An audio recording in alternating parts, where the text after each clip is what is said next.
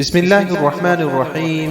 صحیح البخاری، کتاب علم کا بیان، حدیث نمبر 81۔ حضرت انس رضی اللہ تعالیٰ عنہ سے روایت ہے کہ انہوں نے قتادہ سے کہا، آج میں تم سے ایک ایسی حدیث بیان کروں گا کہ میرے بعد کوئی تم سے بیان نہیں کرے گا۔ میں نے رسول اللہ صلی اللہ علیہ وسلم سے سنا، آپ فرماتے تھے کہ قیامت کی علامتوں میں سے ایک علامت یہ بھی ہے کہ علم کم ہو جائے اور جہل غالب آ جائے اور زنا اعلانیہ ہونے لگے اور عورتوں کی کثرت اور مردوں کی قلت ہو جائے گی، یہاں تک پہنچے گا کہ 50 عورتوں کا تعلق صرف ایک مرد سے ہوگا۔ حدیث نمبر 82۔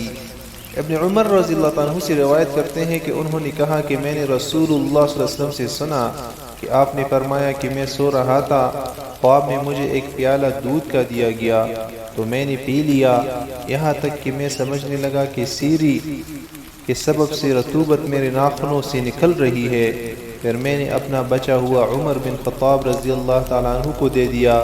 صحابہ نے عرض کیا کہ یا رسول اللہ صلی اللہ علیہ وسلم، آپ نے اس کی کیا تعبیر لی؟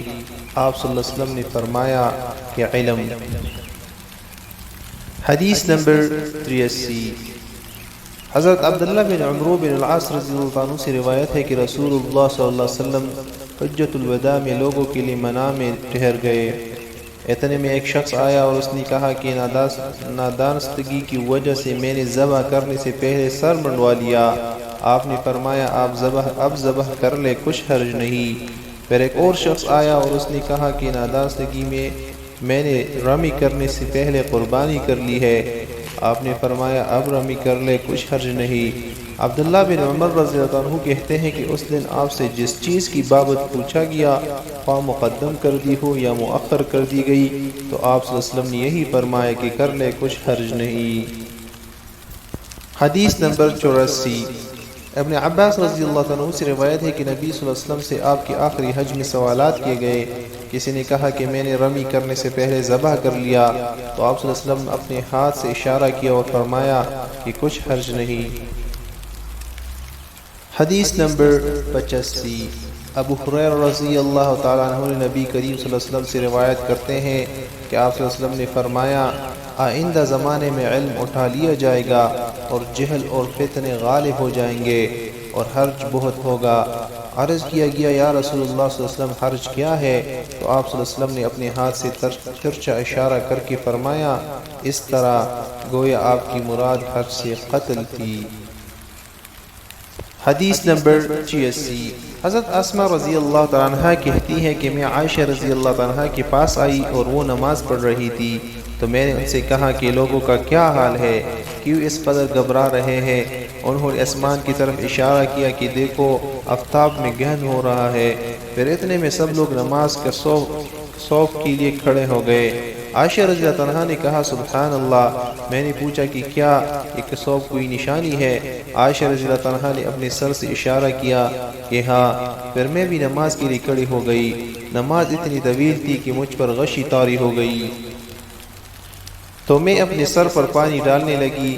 پھر جب نماز ہو چکی اور گہن جاتا رہا، نبی صلی اللہ علیہ وسلم نے اللہ کی حمد و ثنا بیان کی اور فرمایا کہ جو چیز اب تک مجھے نہ دکھائی گئی تھی اسے میں نے اس وقت اپنی اسی جگہ میں کھڑے دیکھ لیا، یہاں تک کہ جنت اور دوزخ کو بھی، اور میری طرف وحی بھیجی گئی ہے کہ تمہاری قبروں میں تمہاری آزمائش ہوگی، فتنہ دجال کی طرح سخت یا اس کے قریب۔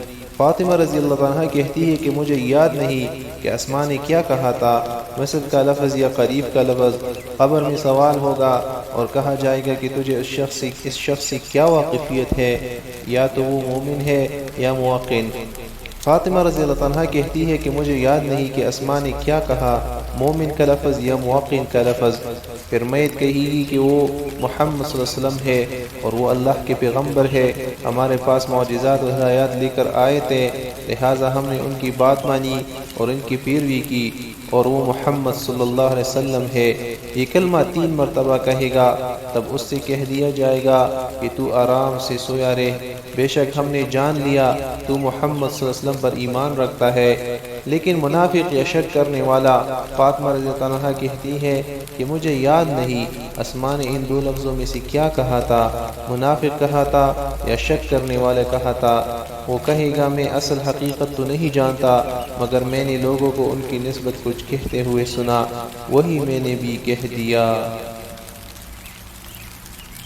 حدیث نمبر 87۔ ابو حمزہ کہتے ہیں کہ ایک دن ابن عباس رضی اللہ عنہ حدیث بیان کر رہے تھے اور ان کے اور لوگوں کے درمیان میں مترجم تھا۔ جو ابن عباس کہتے تھے اس کو میں بآواز بلند لوگوں کو سنا دیتا تھا۔ ابن عباس رضی اللہ عنہ نے کہا کہ عبد القیس کے قاصد نبی صلی اللہ علیہ وسلم کے پاس آئے تھے، آپ نے پوچھا کہ کون قاصد ہے یا یہ پوچھا کہ کون لوگ ہیں، تو انہوں نے کہا کہ ہم قبیلہ ربیعہ سے ہیں۔ آپ صلی اللہ علیہ وسلم نے فرمایا کہ مرحبا مرحبا۔ پھر ان لوگوں نے عرض کیا کہ ہم ایک دور جگہ سے آپ کے پاس آئے ہیں اور ہمارے اور آپ کے درمیان میں کفار مضر کا قبیلہ حائل ہے اور انہی کے خوف سے ہم بجز ماہ حرام کی اور کسی زمانے میں آپ کے پاس نہیں آ سکتے، لہٰذا ہم کو ایسے اعمال بتا دیجئے کہ ہم اپنے پیچھے والوں کو اس سے متعلق کر دیں اور اس کی سبب سے ہم جنت میں داخل ہو جائے۔ آپ صلی اللہ علیہ وسلم نے ان کو 4 باتوں کا حکم دیا، انہیں صرف ایک اللہ پر ایمان رکھنے کا یہ حکم دے کر آپ صلی اللہ علیہ وسلم نے فرمایا کیا تم جانتے ہو کہ ایک اللہ پر ایمان رکھنے کا کیا مطلب ہے؟ تو انہوں نے عرض کیا کہ اللہ اور اس کا رسول صلی اللہ علیہ وسلم ہم سے زیادہ جانتے ہیں۔ پھر آپ صلی اللہ علیہ وسلم نے فرمایا کہ اس کا مطلب یہ ہے کہ اس بات کی شہادت دینا کہ اللہ کے سوا کوئی معبود نہیں ہے اور محمد اللہ کے رسول ہے، اور ان کو نماز پڑھنے اور زکوٰۃ دینے اور رمضان کے روزے رکھنے کا حکم دیا، اور یہ بھی انہیں حکم دیا کہ مال غنیمت کا 5واں حصہ اللہ کی راہ میں دے، اور انہیں ذبح، حنطب اور مزفت کی استعمال سے منع فرمایا۔ شعبہ کہتے ہیں کہ ابو حمزہ اکثر نقیر بھی کہا کرتے تھے اور اکثر بجائے مزفت کی مقیر بھی کہتے تھے، اور یہ ان چیزوں کی نام ہے جن میں شراب کیا جاتا تھا۔ پھر آپ صلی اللہ علیہ وسلم نے ارشاد فرمایا کہ ان باتوں کو تم یاد کر لو اور اپنے پیچھے والوں کو ان سے مطلع کر دو۔ حدیث نمبر 88۔ عقبہ بن حارث رضی اللہ عنہ کہتے ہیں کہ انہوں نے ابو وہاب بن عزیز کی لڑکی سے نکاح کیا۔ اس کے بعد ایک عورت نے آ کر بیان کیا کہ میں نے عقبہ کو اور اس کی عورت کو جس سے عقبہ نے نکاح کیا ہے دودھ پلایا ہے، بس یہ دونوں رضائی بہن بھائی ہے، ان میں نکاح درست نہیں۔ عقبہ نے کہا کہ میں نہیں جانتا کہ تو نے مجھے دودھ پلایا ہے اور نہ تو نے اس سے پہلے کبھی اس بات کی اطلاع دی ہے۔ پھر عقبہ سوار ہو کر رسول اللہ صلی اللہ علیہ وسلم کے پاس مدینہ گئے اور آپ سے یہ مسئلہ پوچھا، تو نبی صلی اللہ علیہ وسلم نے فرمایا کہ اب کس طرح تم اس میں مصاحبت کرو گے، حالانکہ یہ جو بیان کیا گیا اس سے حرمت کا شبہ پیدا ہوتا ہے۔ بس عقبہ نے اس عورت کو چھوڑ دیا، اس نے دوسرے شخص سے نکاح کر لیا۔ حدیث نمبر 79۔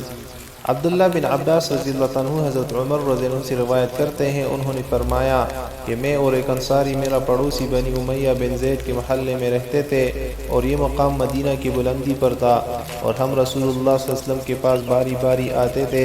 ایک دن وہ آتا تھا اور ایک دن میں، جس دن میں آتا تھا اس دن کی خبر یعنی وحی وغیرہ کے حالات میں اس کو پہنچا دیتا، اور جس دن وہ آتا تھا وہ بھی ایسا ہی کرتا تھا۔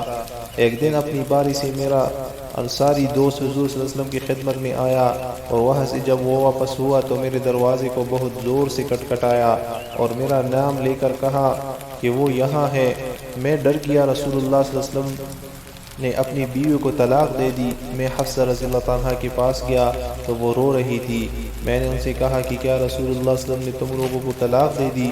وہ بولے کہ مجھے معلوم نہیں۔ اس کے بعد میں نبی صلی اللہ علیہ وسلم کے پاس گیا اور کڑے کڑے میں نے عرض کیا کہ کیا آپ نے اپنی بیوی کو طلاق دے دی؟ آپ صلی اللہ علیہ وسلم نے فرمایا نہیں۔ میں نے کہا اللہ اکبر۔ حدیث نمبر 90۔ ابو مسعود انصاری سے منقول ہے کہ وہ کہتے ہیں کہ ایک شخص نے آ کر کہا کہ یا رسول اللہ صلی اللہ علیہ وسلم، ہو سکتا ہے کہ میں نماز جماعت کے ساتھ نہ پا سکوں، کیونکہ فلاں شخص ہمیں بہت طویل نماز پڑھایا کرتا ہے۔ ابو مسعود کہتے ہیں کہ میں نے نصیحت کرنے میں اس دن سے زیادہ کبھی نبی کریم صلی اللہ علیہ وسلم کو غصے میں نہیں دیکھا۔ آپ نے فرمایا کہ اے لوگو، تم ایسی سختیاں کر کے لوگوں کو دین سے نفرت دلاتے ہو۔ دیکھو جو کوئی لوگوں کو نماز پڑھائے اسے چاہیے کہ قرت کی ادا میں تخفیف کرے، اس لیے کہ مقتدیوں میں مریض بھی ہوتے ہیں اور کمزور بھی ہوتے ہیں اور ضرورت والے بھی ہوتے ہیں۔ حدیث نمبر 91۔ زید بن خالد جہنی سے یہ روایت ہے کہ رسول اللہ صلی اللہ علیہ وسلم سے ایک شخص نے گری پڑی چیز کا حکم پوچھا تو آپ صلی اللہ علیہ وسلم نے فرمایا کہ اس کی بندش کو پہچان لے، پھر سال بھر اس کی تشہیر کرے، اگر اس کا کوئی مالک نہ ملے تو اس سے فائدہ اٹھائے، اگر اس کا مالک آ جائے تو اس کے حوالے کر دے۔ پھر اس شخص نے کہا کہ کویا ہوا اونٹ اگر ملے تو آپ صلی اللہ علیہ وسلم غضبناک ہوئے، یہاں تک کہ آپ کی دونوں رخسار سرخ ہو گئے۔ بس راوی نے کہا کہ آپ کا چہرہ سرخ ہو گیا اور آپ نے فرمایا کہ تجھے اس اونٹ سے کیا مطلب؟